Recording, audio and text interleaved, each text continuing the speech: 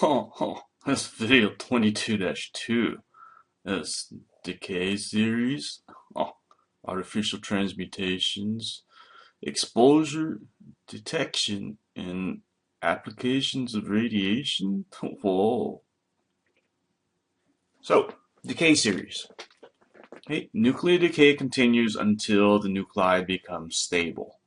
Okay, and remember, the reason why anything does anything is because they're trying to become more stable.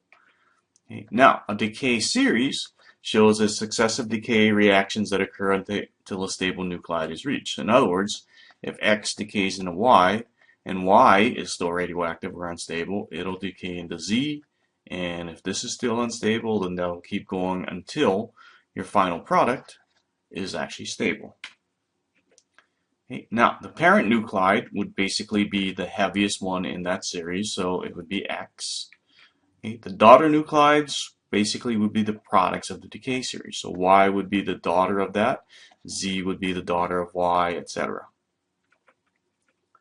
Okay. Now, all naturally occurring radioactive nuclides that are found in the atmosphere and the Earth's crust belong to one of three natural decay series. Okay. In other words, there's only three parents. Okay. It's either uranium-238, uranium-235, or thorium-232. Okay, now, artificial transmutations. We do have radioactive elements that we can make. Okay, so these elements are not found naturally on Earth. Okay, and these are considered to be man-made elements. Okay, how do they do it? Well, they take some stable nuclide and they bombard it with either charged particles or uncharged particles, okay, using a particle accelerator. Basically, slam them together really fast and hope that the nuclei stick together. Okay. Now, transuranium, trans meaning past. So anything past uranium, number 92. Okay, all of these are going to be artificial elements. They are all man-made. Okay. Now, next thing we'll look at, exposure detection and applications of radiation. Okay, so the particles that we talked about, alpha particles, beta particles, and gamma rays.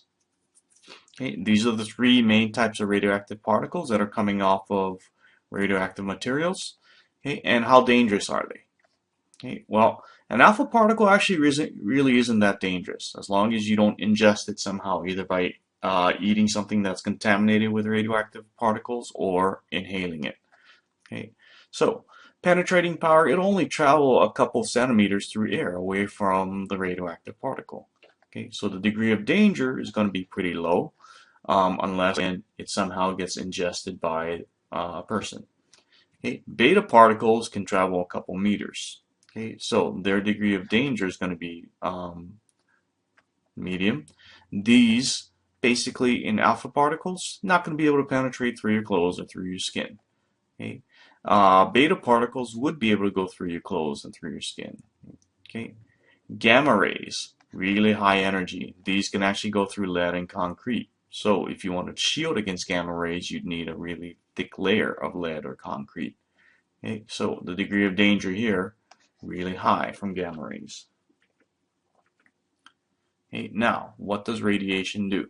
Why is it bad for you? It can cause ionization, which basically is removing of electrons from an element. Okay, so an element,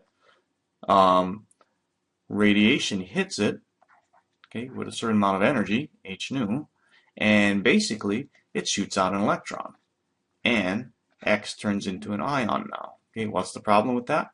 Well, X wasn't supposed to be an ion in your body. Okay, now it is. Now it doesn't. The cells don't function the way they're supposed to function. Basically, the cells start dying. Okay, units for radiation. Okay, something called the Röntgen. Okay, 1 Röntgen. How much is 1 Röntgen? It's amount of energy of radiation that can cause 2 times 10 to the 9th 2 billion ion pairs in 1 cubic centimeter, 1 ml of dry air. Okay, now, the amount of radiation damage something does. This is known as a REM. Okay, damage caused by 1 Röntgen of high voltage radiation. So, what are the effects? Well, things that people worry about: cancer, okay, genetic disorders, DNA mutations. It doesn't mean they turn into zombies, but it could cause the person's DNA to mutate, okay, or cause their offspring also to have genetic mutations. Okay, average exposure. You are exposed to radiation all the time, mainly from the sun. Okay, average exposure is only 0.1 rems per year. Okay, maximum exposure before it becomes permanent damage, 0.5 rems per year. Okay, detection. How do we go and detect radiation? Okay, well, a couple different ways. Film badges. People who work with radioactive substances, either nuclear reactors or even medical personnel, they wear what's known as a film badge. Okay? And all it is simply a container that has layers of photographic film in it. Okay?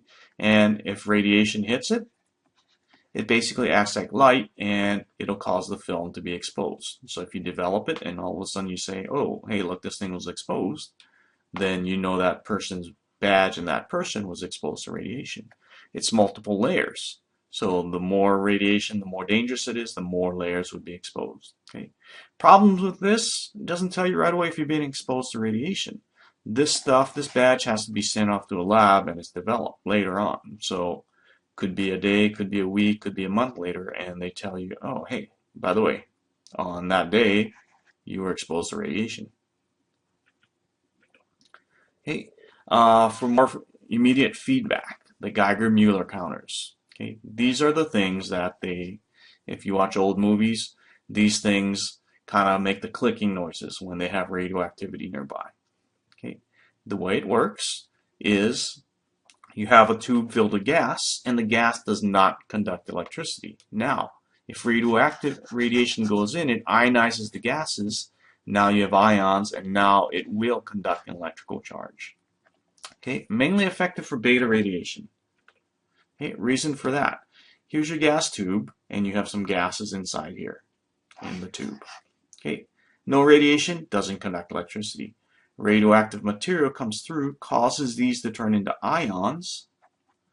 Okay, now the ions can move, cause the gas to conduct electricity, and you get a reading. Now, why not alpha particles? Whoops. Why not alpha particles? Those alpha particles hit the glass, they can't go through the glass. Okay, gamma rays could go straight through without causing any ionization. There's that high energy. Okay, so mainly effective for beta radiation because the beta will go through. Basically, electrons will go in, cause ions in here to become ionized, and also the electrons themselves can cause a current to flow also. Okay, so what's good for detecting the other two types? Okay, they use something called a scintillation counter. These are older types, but the newer radiation detectors work on a similar principle.